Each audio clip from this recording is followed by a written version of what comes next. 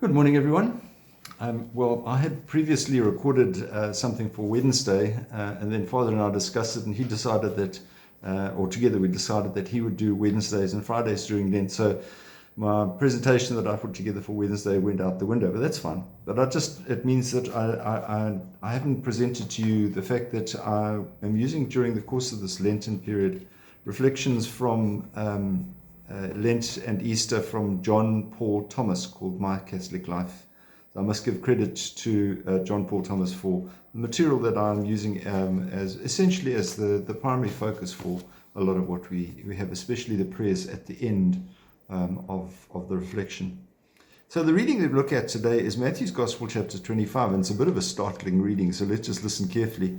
Jesus said to his disciples, "When the Son of Man comes in his glory and all the angels with him, he will sit upon his glorious throne, and all the nations will be assembled before him, and he will separate them one from another, as a shepherd separates the sheep from the goats."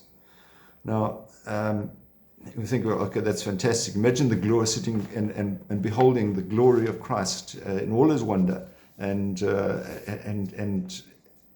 then we're told that each one of us will be judged.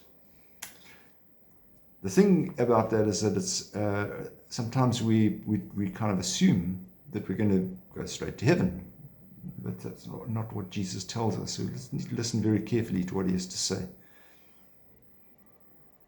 Jesus explains that at the time of judgment, the righteous will be astonished by the fact that caring for those who are hungry, thirsty, a stranger, naked, ill, or imprisoned is the same as showing love for God.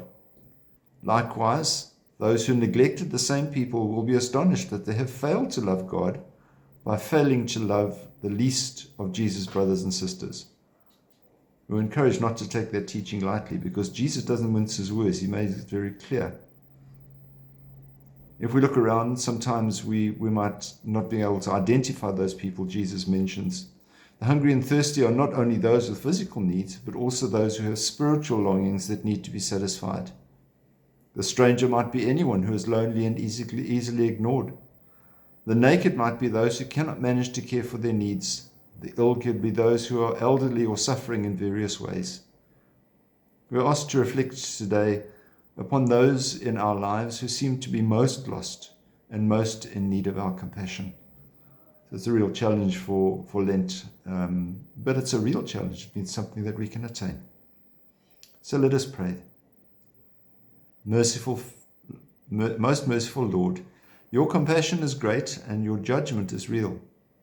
Help us always to keep our minds upon that final and glorious day in which you will return in all your splendor and glory to judge the living and the dead.